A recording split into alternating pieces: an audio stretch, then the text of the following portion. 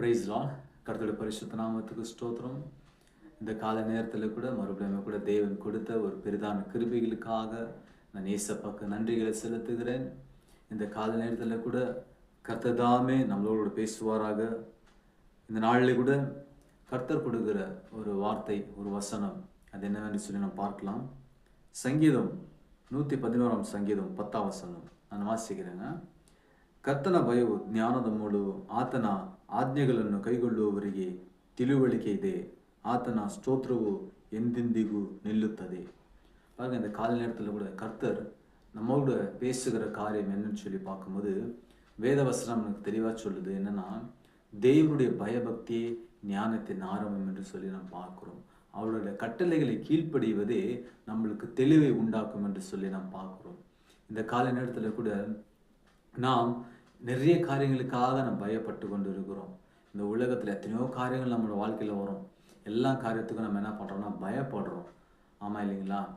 ஆனால் நமக்கு ஒரு பயம் இல்லாமல் இருக்கிறது என்னென்னா, கர்த்தருக்கு பயப்படுறது ஒரு காரியம் நம்மளோட வாழ்க்கையில் இல்லாமல் இருக்கிறது. இன்றைக்கு கால நேரத்தில் கூட கர்த்தர் சொல்கிற காரியம் என்னென்னா, உங்களுடைய இந்த உலகத்தில் இருக்கிற எல்லா காரியத்துக்கும் நீங்கள் பயப்பட்டு கொண்டு இருக்கிறீங்க. ஆனால் கர்த்தருக்கு நீங்கள் பயப்படாமல் இருக்கிறீங்க.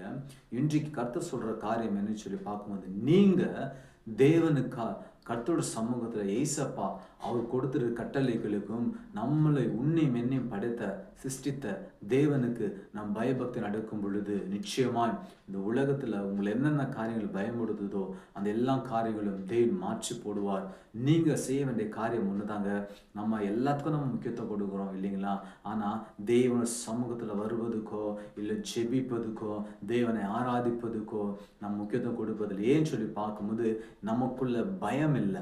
பயம் இல்லாததுனால, கர்த்தரோட பயம் இல்லாததுனால நம்ம என்ன பண்ணுறோன்னா, நிச்சயமாய் நாம் தேவன சமூகத்தில் வருவதுக்கு தயக்கப்படுறோம். ஏன்னா நமக்கு பயம் இருந்துச்சுன்னா நிச்சயமாய் தேவன சமூகத்தில் வந்து என்ன பண்ணுவோம், தேவனை ஆராதிப்போம், தேவனை துதிப்போம்.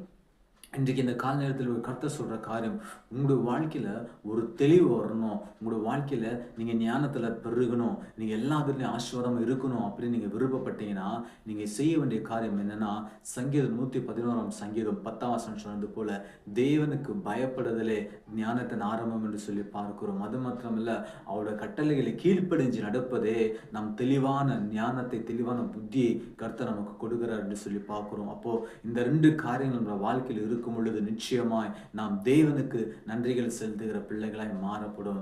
இந்த நாளிலே கூட இந்த சங்கீதத்திலிருந்து கர்த்தர் உங்களோடு கூட பேசியிருப்பார் என்று சொல்லி விசுவாசிக்கிறேன். நான் ஒரே ஒரு காரியத்தை சொல்ல நான் விருப்பப்படுறேங்க.